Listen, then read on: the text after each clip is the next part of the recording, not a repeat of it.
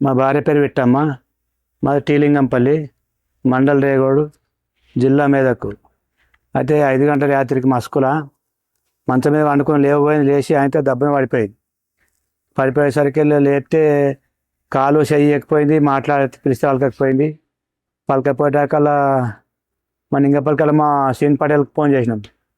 సీన్కి ఇట్లా మీ అత్తమ్మ అయితే పడిపోయింది మరి ఎట్లా అంటే వచ్చి చూసి ఎట్లా అని దవాఖాన పోవాలని దవాఖాన పట్టినాం.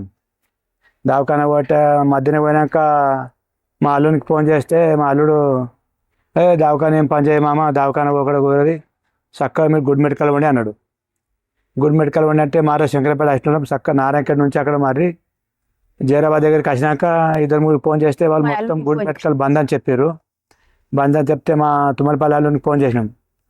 ఆయన ఫోన్ చేస్తే ఆయన కూడా అనుకొని ఇట్లా పలానా జాగాలో శంకర్పల్లి దాటినాక పిల్లిగుండలో పోతే పక్క అవుతుంది మామ, ఇదివరకు 2-3 పేషెంట్ దొరకపోయినా ఆడికే వండి కంపల్సరీ చక్కగా డైరెక్ట్ ఆడికే వండి డైరెక్ట్గా వచ్చినాం మేము.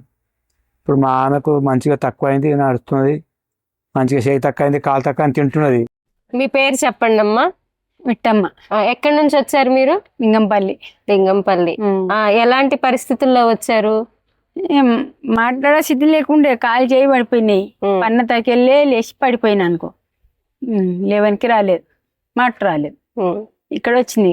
ఓకే, ఎలా తెలిసింది మీకు ఇక్కడ ఇలా హాస్పిటల్ ఉంది అని? అక్కడ జైరాబాద్ నుండి మా అన్న కొడుకు వస్తాడు ఎప్పటికి, ప్రతి అమాసకు పున్నంకు ఇట్లా వస్తాడు, మంది వస్తారు, వాళ్ళు వస్తారు. అప్పటికి చెప్పిండి ఇక్కడ రండి, ఈ ఆశ్రమంలో మంచిగా 20 మందులు ఇస్తారు, తక్కువ అయితే రండి అని చెప్పాను.